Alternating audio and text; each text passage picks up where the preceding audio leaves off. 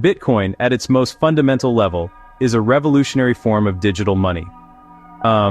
It exists purely in the realm of computer networks, a string of data that represents value. You cannot hold a physical Bitcoin in your hand, just as you cannot hold an email. It is a system of electronic cash, allows for direct peer-to-peer transactions across the internet without a trusted intermediary. Think of it less as a company and more as a protocol. Like the internet's TCP/IP, it is not owned or controlled by any single entity. It is not owned or controlled by any government.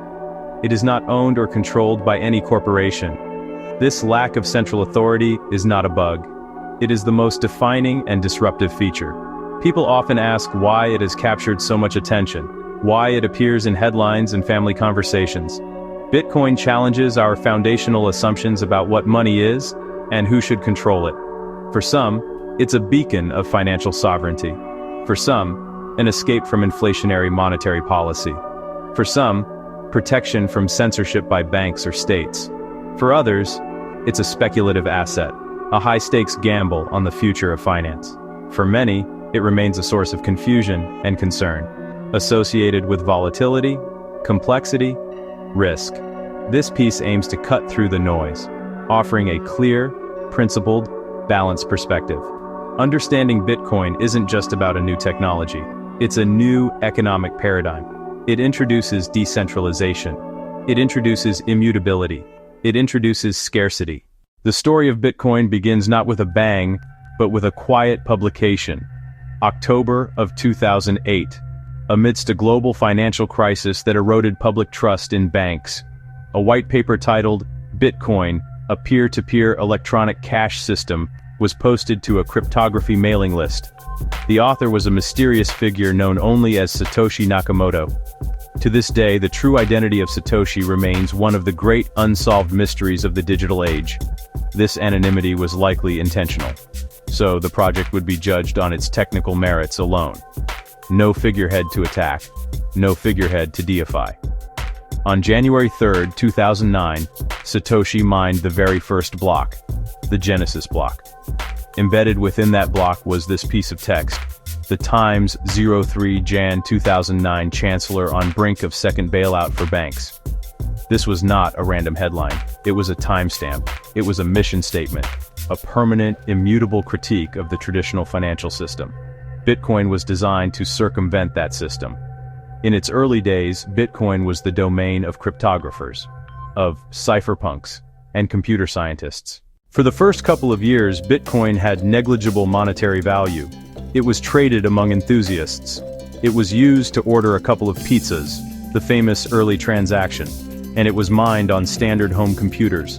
The focus was on testing, debugging, and strengthening the network. Gradually, people began to understand the implications of a digitally scarce asset, and that it was censorship-resistant. Exchanges were created, allowing people to trade fiat currency for Bitcoin. The network effect began to take hold. More users led to more utility, which attracted more users, creating a powerful feedback loop. Satoshi Nakamoto remained involved for about 2 years, communicating through forums, communicating through emails, then gradually fading away in mid-2011, leaving the project in the hands of a burgeoning community of open-source developers. This departure was perhaps Satoshi's greatest gift to Bitcoin. It forced the system to become truly decentralized, governed by consensus rather than by the decree of a founder.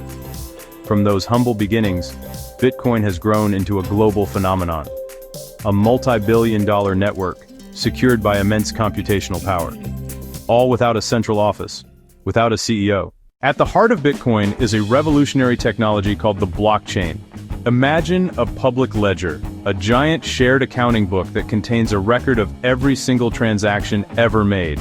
This ledger is not stored in one central location, like a bank's private database. Instead, it is distributed and duplicated across thousands of computers, or nodes, around the world. This decentralization makes the system incredibly resilient. To take down the network, you would have to shut down every single one of these computers simultaneously. An almost impossible task. The blockchain ensures that everyone has the same version of the truth. When you want to send Bitcoin, you broadcast your transaction to the network. This transaction is essentially a message that says, I am sending some amount of Bitcoin from my address to this other address. This message is cryptographically signed with your private key, which acts as your secret password and proof of ownership. Only you have this key, and it is what gives you control over your funds. This broadcast transaction then waits in a pool with other pending transactions. It is here that the process known as mining comes into play, which is the mechanism that adds new transactions to the ledger in a secure and orderly fashion. Miners are specialized computers that compete to solve a complex mathematical puzzle. The first miner to find the solution gets to bundle a group of pending transactions into a new block and add it to the end of the blockchain. In return for this work, the successful miner is rewarded with newly created Bitcoin and the transaction fees from the block. This process serves two critical functions. First, the puzzle is so difficult that it requires immense computational power, making it prohibitively expensive for any single actor to tamper with the transaction history. Once a block is added to the chain, it is linked to the previous block, forming an immutable and chronological sequence, hence the name blockchain. Each new block reinforces the one before it. To alter a past transaction, an attacker would not only need to remine that block, but also all the subsequent blocks, all while outcompeting the honest miners on the rest of the network. This requires an astronomical amount of energy and computing power, rendering the ledger practically immutable after a few confirmations. This is how Bitcoin achieves consensus and security without a central authority. It is security through mathematics and economic incentives. One of Bitcoin's most celebrated attributes is its decentralization. No CEO, no board of directors, no central bank. No one can dictate the rules or freeze your account. It's permissionless. Anyone with an internet connection. Download the software. Create a wallet. Start transacting without asking for anyone's approval. For people in unstable political regimes. For people facing hyperinflation. This is a powerful feature. Example: local currency rapidly losing value from government mismanagement.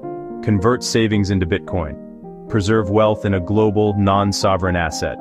Another key advantage: seamless global transfers. Traditional banking can be slow, cumbersome, expensive. A worker in Europe sending Bitcoin to their family in Southeast Asia. In minutes. Fees set by network congestion. Not amount or distance. The recipient can hold the Bitcoin, or exchange it for local currency, often at a lower total cost than a traditional wire transfer. Bitcoin's supply is mathematically fixed and predictable. The protocol limits total to 21 million Bitcoin. Scarcity versus fiat.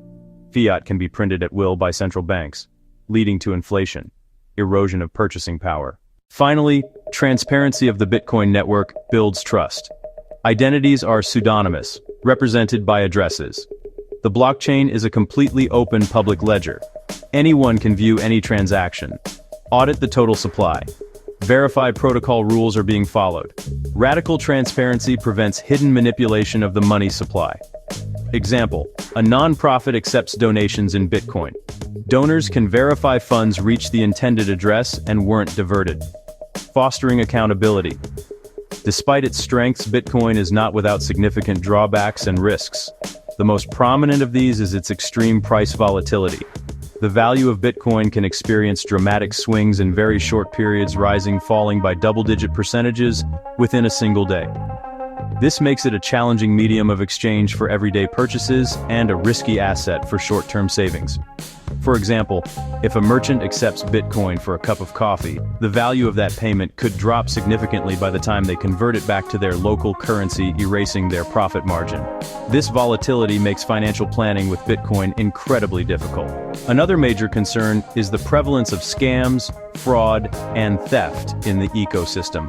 Because Bitcoin empowers individuals with total control over their funds, it also burdens them with total responsibility for their security. If a user's private keys are stolen through a phishing attack, a malware infection, a fraudulent investment scheme, their Bitcoin is gone forever. There is no bank to call to reverse the transaction. A common example is a novice user storing their funds on a poorly secured, unregulated online exchange, that gets hacked, resulting in the complete and irreversible loss of their assets.